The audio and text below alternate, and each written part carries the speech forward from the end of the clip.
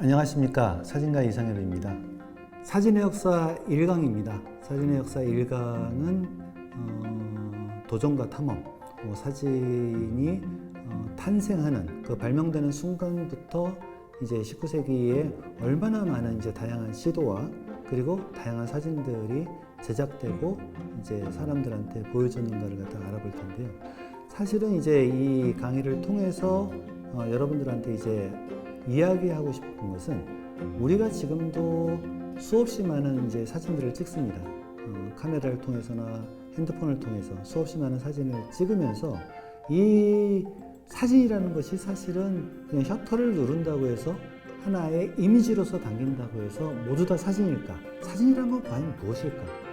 우리가 이야기하는 이 말, 글처럼 하나의 문법이라든지 또는 그것이 갖고 있는 의미 또는 완성도 이런 것들은 과연 무엇일까를 갖다가 한번 역사를 통해서 되새겨보고 이것을 같이 공부해 보면서 여러분들이 어떤 사진을 찍으면 훨씬 더 지금보다 좋은 사진을 갖다가 만들 수 있을지에 대해서 한번 생각해보는 시간을 가져보도록 하겠습니다. 사진의 역사라고 하면은 보통 우리는 이제 카메라를 갖다 먼저 떠올리게 되는데요. 카메라가 이제 발명하기 이전에도 사진이라는 것이 있었습니다. 사진이 있기 전에 과연 이제 우리는 이제 눈으로 보는 빛 그림자를 갖다가 어떻게 발견을 했는지 여기서부터 이제 알아볼 텐데요. 보통은 우리가 이제 원시인들이 살던 수만 년 전에 동굴 안에 벽화를 많이 떠올려요. 근데 이제 신기한 거는 이제 벽화 안에 동물의 그림이 이렇게 뒤집어져서 거꾸로 그려져 있는 그림들을 가끔 이제 볼 수가 있는데요. 왜 원시인들은 그 동굴에 그려진 그림을 거꾸로 그렸을까? 이제 이런 생각을 한 번쯤은 해봤을 것 같습니다. 근데 재미있는 것은 바로 이제 아주 어두운 동굴 안에 작은 빛이 비쳐들면은 바로 이제 그 자체가 큰 이제 카메라 역할을 합니다. 그래서 이제 쉽게 떠올리자 보면은 바늘구멍 사진기처럼 바깥에 있는 풍경들이 어두운 동굴 안으로 들어오면서 상을 거꾸로 맺는 거예요. 그럼 신기하게도 그 안에서 살던 이제 원시인들이 그 바깥의 풍경을 보면서 깜짝 놀라게 되는 거죠. 아니 이게 어떤 현상일까? 물론 이제 이런 현상들이 역사 시대로 들어오면서 글로써 정리가 된 것은 이제 얼마 되지 않았습니다. 보통은 서구에서 얼마 전까지만 해도 이제 아리스토텔레스의 문헌에서 카메라 옵스쿠라, 그러니까 어두운 방이란 뜻인데요. 이 현상을 갖다가 기술을 한 것을 가장 오래된 이제 사진의 역사로 기록을 했었습니다. 근데 이제 최근에 많은 이제 역사학자들의 연구에 의하면은 아리스토텔레스보다 한 200년 전 앞선 바로 중국의 묵자에 의해서 이러한 카메라 옵스쿠라 현상을 이용한 재미있는 그림자 놀이가 있었다는 것들을 발견을 했어요. 그래서 최근에는 서구학계에서도 가장 먼저 이 카메라 옵스쿠라의 발견과 그것을 가지고 어떤 이제 유의를 하는 그런 방법들을 중국에서 가장 먼저 했다라고 설명을 하고 있어요. 근데 이제 이런 현상들을 이제 과학적으로 설명하는 데 있어서는 한계가 있었고요. 오랫동안 마음속 또는 머릿속에서 이제 가지고 있다가 다시 카메라 옵스쿠라가 대중들한테 알려지게 된 거는 이제 르네상스 시절부터입니다. 르네상스 시절에는 아주 커다란 방을 직접 제작을 해서 자기 집에 있는 큰 방을 자체로 카메라 옵스쿠라로 사용한다든지 아니면 이제 그림에서 보다시피 아예 만드는 거죠. 그래서 조그만 구멍을 뚫어 놓으면은 바로 바깥에 있는 풍경들이 어두운 암상자 안에 거꾸로 영상을 맺는 겁니다. 그럼 사람들이 이제 거기다가 종이를 대놓고 그대로 모사를 하는 거죠. 그 어떻게 보면은 이제 지금 사진처럼 외부의 풍경, 그러니까 빛으로 만든 그림들을 갖다 그대로 복제하는 가장 원시적인 형태의 카메라라고 얘기할 수가 있습니다. 이제 이런 그 카메라들이 이제 굉장히 이제 과거에는 컸는데 그럼 뭔가 좀 실용적으로 사용을 하려고 하다 보면은 좀 더 작아야겠죠. 그래서 지금 보시는 이제 사진처럼 카메라 옵스쿠라가 굉장히 작아졌어요.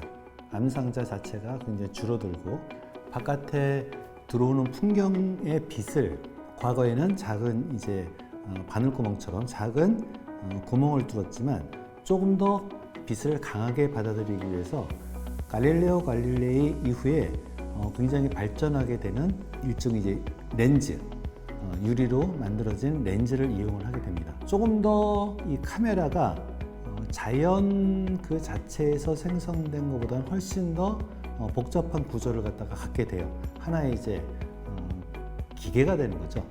이 기계를 통해서 사람들이 조금 더 세밀한 그림을 그리기 위해서 하나의 복제 도구. 과거에 보면 이제 그림을 그리는 일은 굉장히 어려웠거든요. 수없이 많은 도제 기관을 거쳐서 원근법, 투시법, 여러 가지 법을 이용을 해서 그림을 그려야 됐는데, 이 카메라 옵스쿠라 한 대만 있으면은 바로 자신이 지금 보고 있는 모든 사물의 풍경 또는 이제 사람의 얼굴을 그대로 복제할 수 있는, 정말 깜짝 놀랄 정도로 빠른 속도의 기계로서 카메라 옵스쿠라가 도움을 주게 됩니다. 특히 이제 지금 보시는 그림에서처럼 밑에다 거울을 반사를 시켜서 위에 간유리를 통해서 이미지가 맺히는, 지금의 여러분들이 생각하시는 이제 DSLR이라든지 SLR 같은 형식의 아주 동일한 설계가 이미 200년 전에 출현을 하게 됩니다. 물론 이때는 이제 광학이 위주였고요. 그림을 그리는 형식이라서 지금 형식의 사진이라는 것은 출현하기 전이에요. 사진이 이제 출현을 하려면 화학의 도움을 받아야 됐습니다. 바로 이런 이제 고민들을 한 과학자들은 굉장히 많습니다. 근데 이제 그 과학자들 중에서 특히 사진의 발명에 가장 큰 공헌을 한 사람이 있습니다. 프랑스의 니엡스라는 사람이었어요. 이 니엡스는 부르주아지 집안에서 태어나서 집안의 도움으로 직업을 갖는 것보다는 자신의 연구에 더 매진을 하는 과학자로서의 삶을 삽니다. 근데 이제 이 사람이 특히 더 많은 관심을 기울이고 자신이 과학에 좀 이바지할 수 있는 것 중에 하나를 선택한 것이 바로 복제였어요. 그래서 수없이 많은 판화들을 연구를 합니다. 그러니까 르네상스 이후에 이제 산업혁명이 오고, 산업혁명이라는 것은 어떻게 보면 이제 기계를 활용한 대량 생산에 있기 때문에 이 대량 생산을 할 수 있는 복제 도구가 바로 판화였어요. 판화는 이제 원본만 있으면 수없이 많은 이제 복제물을 만들 수 있기 때문에 광범위하게 그림이라든지 글이라든지 이런 것들을 보급할 수 있는 큰 장점이 있었죠. 근데 이제 이 사람은 수없이 많은 판화를 만들어도 보고 그것을 시험도 하면서 가능성 있는 여러 가지를 시도하다가 그럼 빛 자체를 고정시킬 수 있는 방법이 있을까를 고민합니다. 근데 이전까지는 우리가 보고 있는 사물들은 그려냈을 뿐이지 사실 그 자체를 찍어낸 것은 없었죠.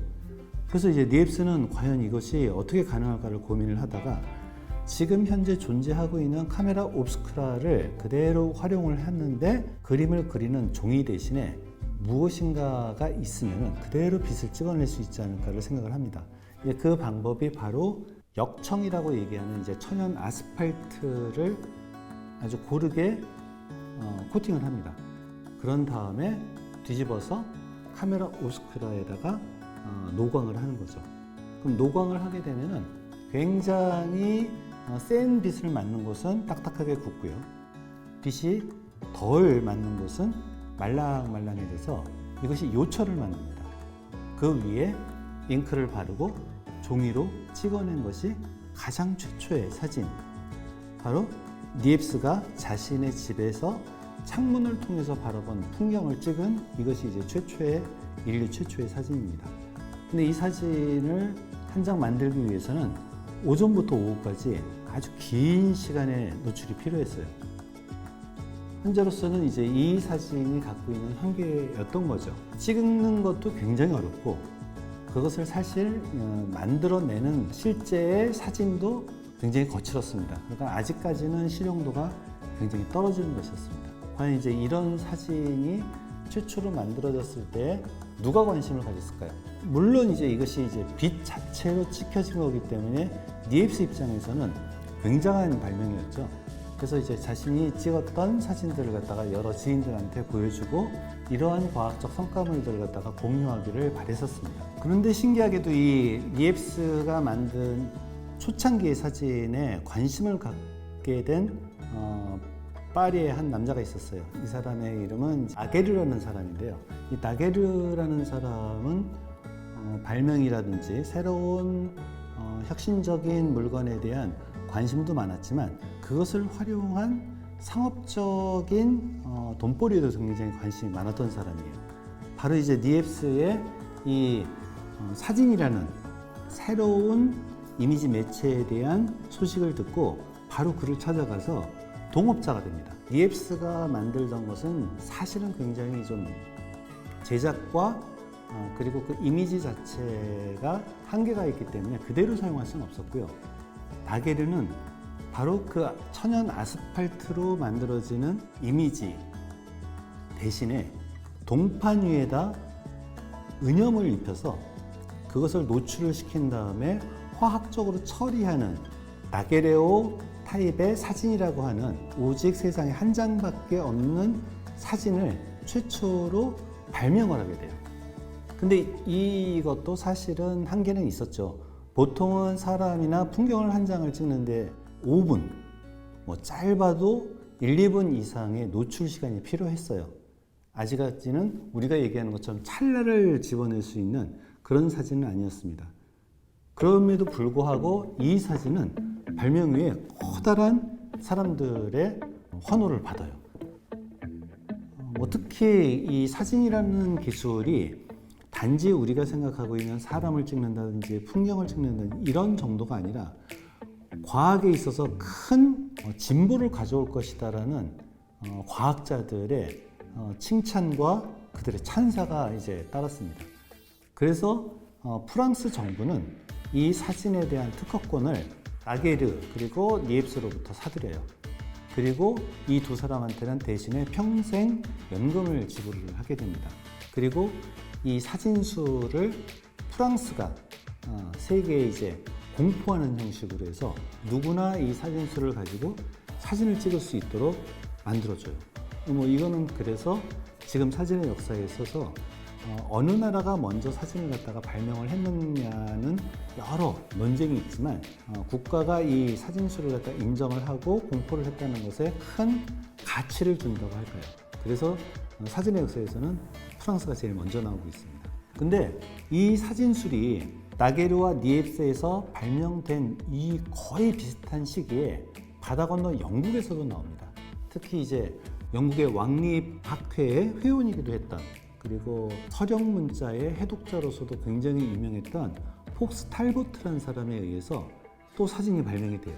물론 이제 이들도 마찬가지로 카메라 옵스큐라라는 이제 광학 도구 자체는 이전부터 알고 있었고 그것을 활용을 해서 빛을 고정시키는 방법이 무엇이 있을까를 고민을 한 거죠. 근데 특히 폭스 탈보트의 방법은 훨씬 더 혁신적이었습니다.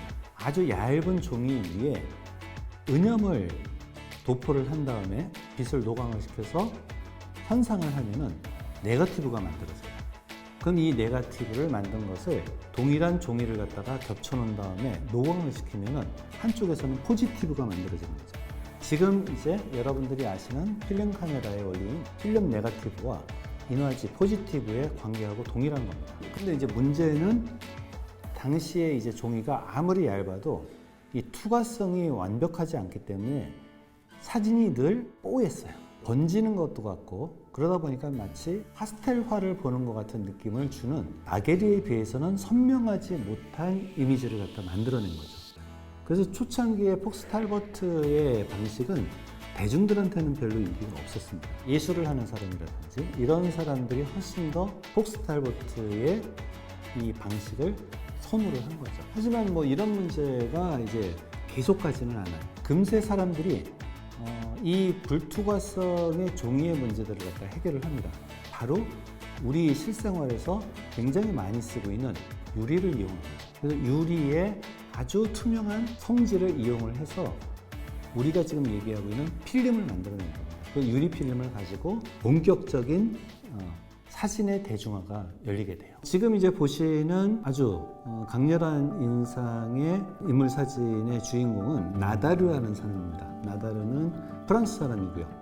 이 프랑스 사람이 초창기에 사진술을 습득을 하고 이것이 갖고 있는 가능성을 인물의 초상화에서 발견을 해요. 특히 우리의 이제 역사에서 쭉 보시면은 그림에서도 가장 돈을 많이 벌 수 있었던 그 분야가 바로 누구누구의 초상화를 그려주는 것이었고, 그것은 늘 예술가들이 이제 먹고 사는 데 있어서 가장 큰 동력이 되기도 했어요. 그런데 사진이라는 매체가 나오면서 훨씬 더 저렴하고 그리고 훨씬 더 빠르게 제작할 수 있는 수단이 생긴 거죠.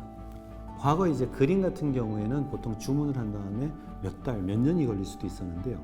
사진은 시간 다음에 그 다음 날이면은 바로 받아볼 수가 있었어요. 게다가 그 선명도라든지 사실성이라든지 이런 것들은 그림이 당연할 수가 없었거든요. 그래서 나다르는 이것은 앞으로 굉장한 상업적인 가치가 있겠다 싶어서 파리에 자신의 바로 이제 스튜디오를 갖다가 만들게 되죠. 프랑스에 있는 유명인들은 거의 나다르의 스튜디오를 거쳐갔다고 할 정도였고요. 굉장히 성공을 해서 나다르의 스튜디오는 굉장히 넓었나 봐요. 그래서 우리가 지금 다 알고 있는 인상파 화가들의 첫 번째 단체전이 바로 나다르의 스튜디오에서 열리기도 합니다. 초창기 그 사진으로 전업을 한 사람들 중에는 뭐 여러 가지 부류들이 있습니다. 지식인도 있을 테고 과학자들도 있을 테고.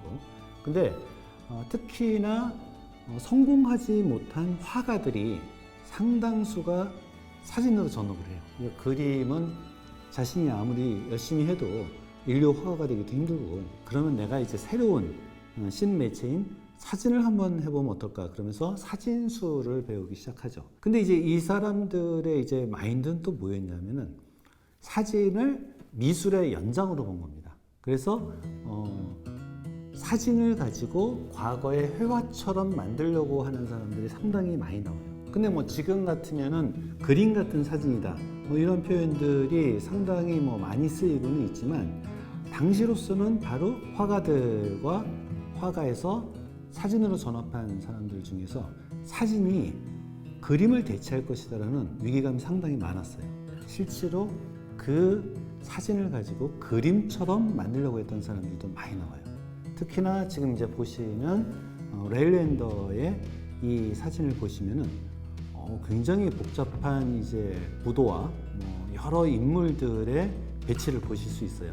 근데 이게 신기하게도 10장이 넘는 네거티브를 이용을 해서 모두 다 몽타주를 한 겁니다. 그러니까 일종의 요즘으로 따지자면은 포토샵을 한 거죠. 한 사람 한 사람을 따로 찍어서 한 사람 한 사람씩 이게 오려 붙여서 넣은 거예요. 이걸 암실에서 굉장히 오랜 시간에 걸쳐서 한 장을 제작을 하는 겁니다. 뭐 10시간이 걸릴 수도 있는 거죠. 근데 신기하게도 당시에는 이러한 그림 같은 사진들이 먹혔습니다. 예술적인 성취에 사진이 바로 중요한 수단으로서 활용이 되고 있었던 거죠. 근데 사진이라는 것이 원래 그림이냐라고 할 때는 당시에 많은 논쟁이 있을 수 있습니다. 왜냐하면은 이미 사진의 출현으로 인해서 그 사실성으로 인해서 그림은 변화하고 있었어요. 더 이상 사진 이전의 그림들처럼 환경과 인물들을 갖다 묘사하는 거에는 점점 관심이 없어집니다. 대표적인 화파로서는 인상파가 되겠죠. 인상파는 더 이상 이제 세밀하게 그림을 그리는 거에는 관심이 없어져요.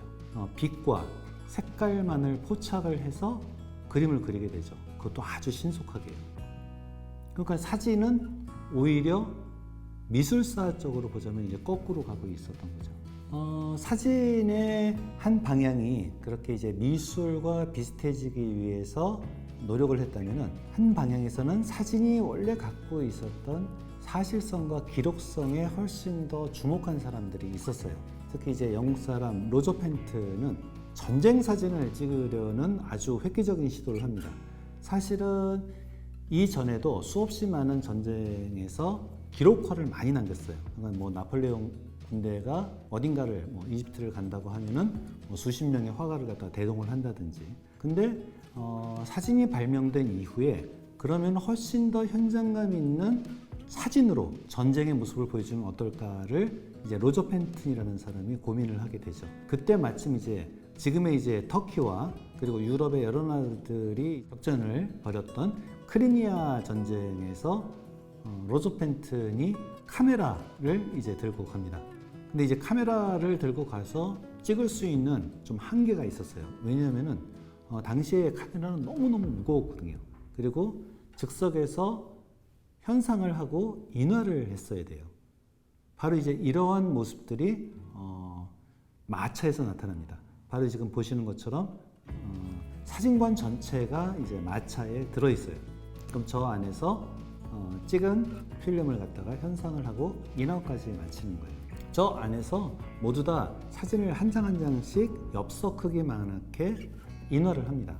그래서 모두 다 이제 그곳에 자기가 서명을 한 다음에 수백 장을 만들어서 인편으로 뭐 사람이 말을 타고 가든지 수레를 타고 가든지 해서 런던까지 수송을 하는 거예요. 그럼 런던의 살롱에 가서 그 사진을 판매를 합니다. 꽤 걸렸겠죠. 아무리 빨라도 뭐 일주일 이상은 걸렸을 것 같은 느낌이 드는데요. 그래도 전쟁의 모습을 갖다가 일주일 만에 생생한 사진으로 어떻게 진행되고 있는지를 당시에 런던에 있는 많은 사람들이 알 수 있었다는 겁니다. 그리고 로저 펜튼은 주로 이제 이것으로 수입을 올렸던 거죠. 근데 이 사람이 전쟁의 사진도 마치 이제 소상사진관의 사진처럼 하나의 상업적인 수단으로서 찍기는 했지만 사진의 새로운 세상을 갖다 열어준 거죠. 그것은 바로 사진이 그림보다 훨씬 더 생동감 있고 사실적이라는 바로 그 가능성 때문에 그렇습니다. 바로 이제 이러한 사진의 가능성을 가지고 샤를 마르빌이라는 사람이 파리를 기록합니다. 근데 이제 파리를 기록하는 것이 어떤 파리냐 하면은 재개발하는 파리예요. 그럼 이건 어떤 그 의미냐면은 그 이전에 파리를 중심으로 해서 프랑스에서 혁명이 아주 자주 일어납니다. 혁명을 하고 또 반혁명이 일어나고 또 혁명하고 반혁명이 일어나고 경찰들이 이 혁명을 진압하는 데 있어서 골치가 아팠던 것들이 바리케이트예요. 과거의 파리는 지금의 파리하고 다르게 훨씬 더 골목이 좁았습니다. 그럼 그 좁은 골목을 갖다가 온갖 물건을 쌓아서 바리케이트를 치면은 바로 그 안쪽은 해방구가 되는 거였었죠. 당시 샤를 마르빌이 활동을 하던 19세기 말은 나폴레옹 3세가 지배하고 있던 시대입니다. 나폴레옹 3세는 그 혁명이 두려웠어요. 그래서 파리를 개조하는 작업을 합니다. 그래서 좁은 골목을 모두 다 밀어버리고 큰 도로, 대로들을 만들기 시작해요. 바로 지금 이제 파리의 모습이기도 합니다. 그때 이제 파리 시장이 수없이 무너져가는 이 파리의 건축물들을 보면서 너무 아쉬워했어요. 기록 작업, 이것이 꼭 필요하다는 생각을 한 거예요. 샤를 마르빌에게 이 지금 재개발로 인해서 부서져 나가고 있는 파리를 기록을 해달라. 그래서 샤를 마르빌은 그 당시에 있었던 아주 큰 카메라를 가지고 아주 정교하게 그 당시에 파리에서 사라져가고 있는 모습들을 갖다가 촬영을 하게 됩니다. 이것이 어떻게 보면은 국가 기록 사업 같은 거예요. 그래서 이것은 공공의 사업이었던 거죠. 샤를 마르빌 개인의 작업이 아니라 바로 이제 파리 시장의 의뢰에 의해서 파괴돼 가는 우리 인류의 건축물 그리고 공간 자체를 기록을 하는 그런 사업들을 갖다가 추진을 했던 겁니다. 지금도 굉장히 이제 이러한 사업들은 세계 곳곳에서 많이 하고 있어요. 그러니까 도심이라든지 또는 굉장히 중요한 유적이라든지 이런 곳이 이제 파괴되기 전에 그것을 아주 정교한 사진으로서 기록을 해 둠으로써 미래에 어떠한 사고라든지 큰 재난이 닥쳤을 때 그 모습들을 갖다가 다시 재건하기 위해서 1차적인 사료로서 사용하기 위해서 꼭 필요한 자료들을 만들고 또 그것을 아카이브에서 수장을 해서 보관을 하는 거죠. 바로 이제 사진이 큰 이제 역할을 하게 되는 겁니다. 19세기 말만 해도 자본주의의 비인간적인 모습들은 굉장했어요. 거대한 이제 빈민가 안에서 가장 가난한 자로 살면서 오직 그들이 갖고 있는 것이라고는 자본이 아무것도 없잖아요. 그냥 오직 자신의 몸, 노동력 하나밖에 없으니까 이 노동력을 판매를 해서 먹고 살았어야 되는 거죠. 그러니까 그들의 모습이라는 것은 사실은 요즘은 상상하기 어려울 정도로 비참했을 겁니다. 우리가 흔히 잘 알고 있는 올리버 트위스트라든지 이러한 소설들에 의해서도 많이 묘사가 됐지만 당시에도 이 사진가들이 그런 모습들을 갖다가 찍어 나갔어요. 물론 이때 그 사진가들의 의식이라는 것이 이들을 위해서 뭔가 사회적인 안전망을 만들어내야 된다라는 주장을 위해서 사진을 찍었다고 보이진 않습니다. 초기의 사진들은 어떻게 보면 볼거리에 가까울 수도 있어요. 하지만 이 사진들이 변화를 줍니다. 사진이 할 수 있는 역할이 뭘까? 그럼 이렇게 사진을 찍어서 사람들한테 보여줌으로써 이들의 비참한 상황들을 조금 더 개선할 수 있는 여지는 있지 않을까라고 생각하게 되는 거죠. 지금 이제 보시는 존 톰슨의 사진 이후에 제이콥 리스라는 사람이 바로 그런 일을 하게 됩니다. 제이콥 리스는 조금 더 이 세상이 나은 모습을 갖기 위해서 적극적으로 사진을 활용한 사람 중에 하나예요. 그래서 이 사람은 이런 이제 사진을 갖다가 부지런히 찍어서 스스로 글과 사진을 한데 묶은 책을 발간을 해서 대중들한테 많이 보고를 합니다. 이를 통해서 사회개혁을 해보자는 거죠. 여기서 바로 이제 사진의 사회적 책무, 단지 기록을 하는 도큐먼트에서 사진가의 철학 또는 이제 세계관이 담긴 다큐멘터리 사진으로 진화를 하게 되는 겁니다. 그래서 지금 보시는 이제 제이콥 리스 같은 사람들의 사진들은 명백하게 당시의 처지나 상황들을 바꿔보자라는 사진의 의도라는 것들은 이제 명확합니다. 이 사진이라는 것이 바로 이런 하나의 사회적 영향력을 미치니까 훨씬 더 많은 사람들이 사진에 관심을 갖게 돼요. 사회적인 문제에 깊숙이 개입을 해서 무언가를 얘기하고자 하는 문학가, 특히 이제 에밀 졸라 같은 사람, 이 에밀 졸라도 사실은 이제 카메라를 들고 많은 사진들을 찍어요. 꼭 누구한테 사진을 팔려고 한 것도 아니고 누구한테 사진을 보여주려고 한 건 아니지만 그 자신이 문학 작업을 하는 그 과정에서 이러한 사진기의 도움을 많이 받았을 가능성이 있어요. 글을 조금 더 정교하게 다듬는 작업에 많은 도움을 주진 않았을까, 이제 그런 생각을 해보기도 합니다. 근데 이제 이러한 19세기의 사진들의 완결 또는 앞으로 미래의 사진에 대한 예고, 이런 것이 이제 등장을 한 것이 또 19세기 말이에요. 이드웨이드 머이브리치라는 사람이 아주 신기한 생각을 했어요. 과연 이제 말이 열심히 달리면은 이 동시에 발이 언제 다 떨어지고 몇 개의 발이 지면에 닿는가를 갖다가 고민을 한 거예요. 근데 이전까지 수없이 많은 그림에서 말이 달리는 장면이 있는데 자기가 아무리 봐도 말이 정말 저렇게 달리나? 이런 이제 그 생각을 하게 된 거죠. 그래서 설계를 합니다. 말이 달리는 트랙에다가 10m 간격으로 카메라를 설치를 하고, 그리고 그 카메라의 셔터를 갖다가 모두 다 줄로 연결을 해서 트랙을 갖다가 이렇게 가로질렀어요. 그러면 이제 말이 쭉 달리면서 그 끈들을 갖다 탁탁탁탁 치고 갑니다. 그러면은 셔터가 바로 내려지면서 사진이 한 장씩 찍히게 되는 거죠. 그럼 만약에 이제 100m 트랙이라면은 한 번에 이제 10장을 찍을 수 있는 거고요. 만일에 5m 간격으로 하면 20장을 찍을 수 있어요. 이래서 연속 사진을 만드는 겁니다. 사물들이 움직일 때 어떠한 모습을 갖고 있는지를 갖다가 한번 사진으로 담아보자라는, 순간적인 찰나를 한번 찍어보자라는 아주 호기심에서 출발을 한 거였어요.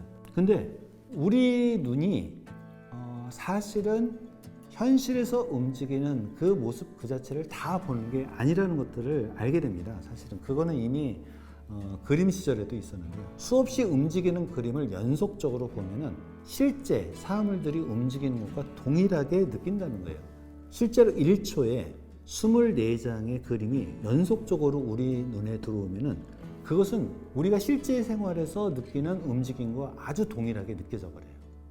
신기하게도 우리의 뇌의 반응이 그만큼 늦다는 겁니다. 이 연속 동작을 만일에 연속적으로 사람들한테 투시를 시키면 어떤 현상이 벌어지냐. 지금 바로 우리가 보고 있는 영화가 되는 겁니다. 그래서 머이브리지의 이 행동과학에 대한 연구가 영화에 출연을 예고를 해버렸어요. 그래서 사람들이 갑자기 사진을 굉장히 빨리 찍는 영화 촬영기 같이 고속으로 사진을 찍을 수 있는 이 도구들을 발명을 하게 됩니다. 처음에는 이렇게 태엽 같은 걸로 감아서 굉장히 빠르게 사진을 찍었죠. 연속으로. 그럼 그것을 영상기에 넣고 돌리게 되면은 당연히 앞에서 움직이는 그림이 나오게 되는 겁니다. 근데 뭐 당시에 얼마큼 정교하게 보여줬을지는 모르지만 사람들은 깜짝 놀라게 되죠. 바로 이제 영화의 루미에르 형제가 처음으로 만들었던 영화가 플랫폼에서 기차가 다가오는 사진이었다는데 사람들은 그거를 보는 순간 기차를 피하려고 다들 벌떡벌떡 일어났었다고 합니다. 드디어 사진이 19세기 말에 영화의 탄생을 알리게 되는 겁니다. 이후에 과연 20세기 사진은 또 어떠한 모습으로 보여질지 기대가 됩니다.